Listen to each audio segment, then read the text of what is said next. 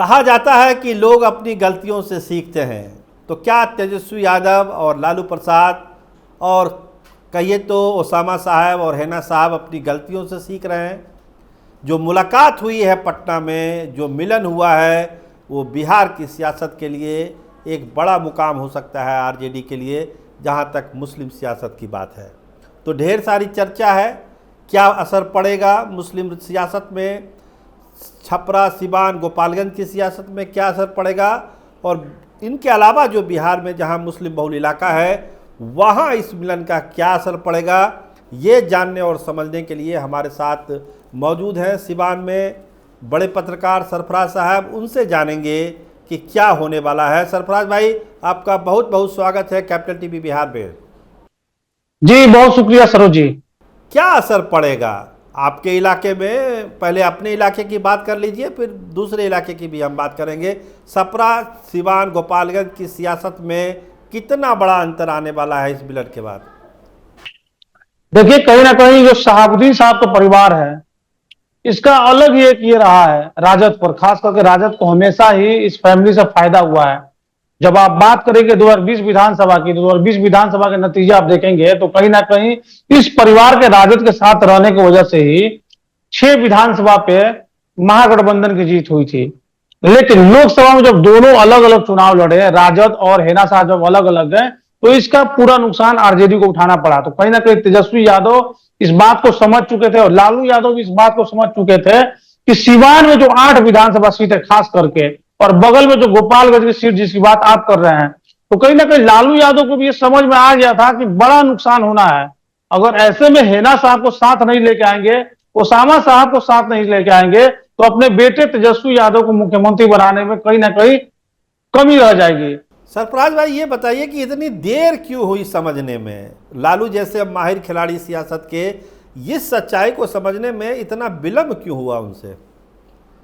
नहीं, देखिए सरोज जी, लालू यादव ने तो लगातार कोशिश की है हैना साहब को राजद में रखने के लिए। आपने देखा होगा कि जब तमाम सीटों का बिहार में बंटवारा हो गया था, टिकट भी दे दिया गया था, सिवान एक ऐसा लोकसभा था जहां पे सबसे आखिरी में टिकट का ऐलान किया गया। आपने देखा अवध बिहारी चौधरी को उम्मीदवार बनाया गया। उस समय तमाम चैनलों पे यह चर्चा चला कि हैना साहब के लिए लालू यादव ने टिकट रोक के रखा था, और लालू यादव लगातार मनाने का प्रयास भी कर रहे थे कि हैना साहब को मना के कैसे भी राजद में लाया जाए और राजद के टिकट पर उनको चुनाव लड़ाया जाए। लेकिन हैना साहब के साथ चूंकि एक बड़ा तबका था जो कि चाहता था कि हैना साहब निर्दलीय उम्मीदवार के रूप में चुनाव लड़े, क्योंकि 3 बार राजद के साथ रह कर हार चुकी थी, तो ऐसे में लालू यादव ने प्रयास पहले से किया था। लेकिन ये प्रयास जब हैना साहब चुनाव हार गई, तो कहीं ना कहीं हैना साहब को भी ये समझ में आया और लालू परिवार को भी समझ में आया, नहीं, दोनों को एक दूसरे का जरूरत है और दोनों आएंगे तो ही इनको भी मजबूती मिलेगी और उनको भी मजबूती मिलेगी, और अब जाके लगभग सब कुछ ठीक हो गया है। जी सरफराज भाई, आप उस इलाके की सियासत को बहुत गहराई से समझते हैं, खासकर मुस्लिम सियासत को। आप हमारे दर्शकों को ये बताइए कि ये जो मिलन हुआ है, इससे फ़ायदा ज़्यादा लालू प्रसाद एंड फैमिली को हुआ है या शहाबुद्दीन एंड फैमिली को ज़्यादा फ़ायदा हुआ है? किसका ज़्यादा फ़ायदा हुआ है?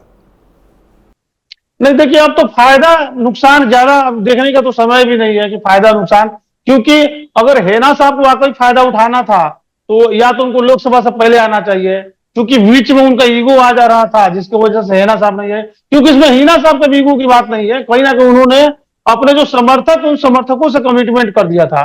तो जो फायदा की आप बात कर रहे हैं, तो अभी कहीं ना कहीं लालू यादव को तो पूरा फायदा है, क्योंकि उनको बेटा को अपने मुख्यमंत्री बनाना है, तेजस्वी यादव को ये चीज दिखाई दे रहा है। और सबसे बड़ा चीज, प्रशांत किशोर जब से आए हैं और लगातार मुसलमानों को जिस तरह अपने तरफ खींचने का प्रयास कर रहे हैं, उसके बाद तो ये बात साफ है कि हैना साहब के आने से कहीं ना कहीं लालू यादव को इसका फायदा मिलेगा।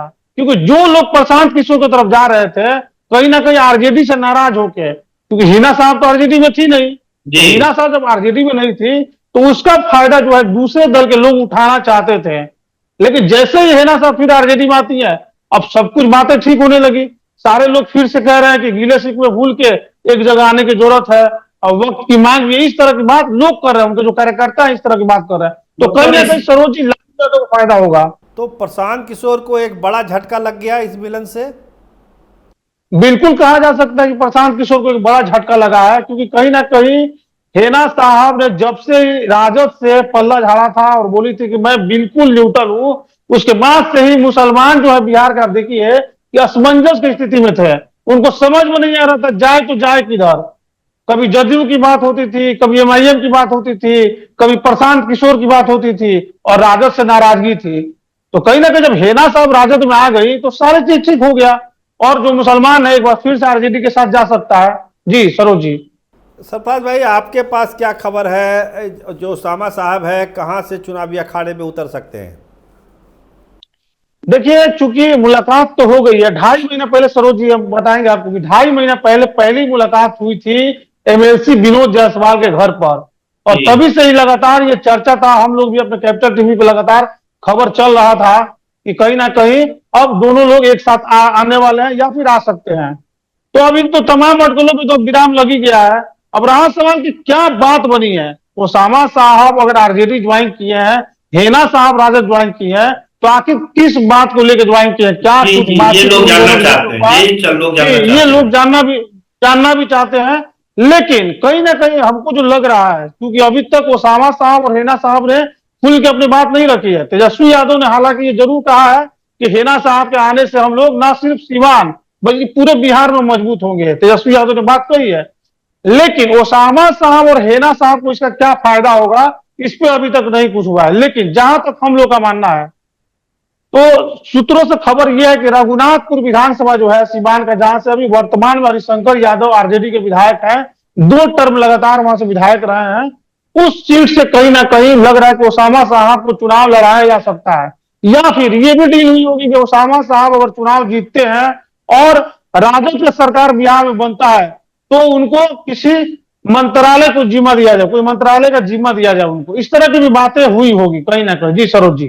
जी नहीं, अच्छी बात है, इस तरह की डील हुई होगी। तो क्या आपको लगता है कि हेना साहब और उसामा को आप ही के 3 जिले तक रखा जाएगा, या पूरे पूरे बिहार में चुनाव में इनका उपयोग करेंगे लालू प्रसाद और तेजस्वी? नहीं तो लालू प्रसाद यादव अभी और तेजस्वी यादव जी को कहीं ना कहीं अब ये बात समझ में आ गई है कि मुसलमानों के एक बड़ा चेहरा के रूप में ओसामा साहब को आगे करना चाहिए। और देखिएगा सरोज जी, आने वाले चुनाव में हमको भी लग रहा है कि तेजस्वी यादव हो सकता है कि ओसामा साहब को साथ लेके घूमे, क्योंकि कहीं ना कहीं जब मुसलमानों को साधने की बात जब प्रशांत किशोर कर रहा है, तो मुसलमानों को साधने के लिए एक बड़ा चेहरा चाहिए। और शहाबुद्दीन साहब वाकई एक बड़ा चेहरा थे बिहार के राजनीति में, हिंदुस्तान में एक बड़ा चेहरा माने जाते थे। तो कहीं ना कहीं उनके जो बेटा है ओसामा साहब तेजस्वी यादव के साथ बिहार का दौरा करेंगे, बिहार में घूमेंगे, तो उनके बातों का बहुत प्रभाव पड़ेगा। जी। तो कहा जाए तो एक डैमेज कंट्रोल किया है आरजेडी ने, हेना साहब और बिल्कुल बिल्कुल। और ये जो एक बड़ा डैमेज कंट्रोल हुआ है। और जो आपने बताई अंदर की खबर कि एक बड़ी डील हुई है, वो ज़रूर हुई होगी, उसमें मंत्री बनाने की बात होगी और साथ साथ हेलीकॉप्टर में लेके चलने की बात थी, जैसा कि मुकेश सहनी चलाते हैं तेजस्वी यादव के साथ। आप हमारे साथ जुड़े सरफराज भाई, आपका बहुत बहुत धन्यवाद।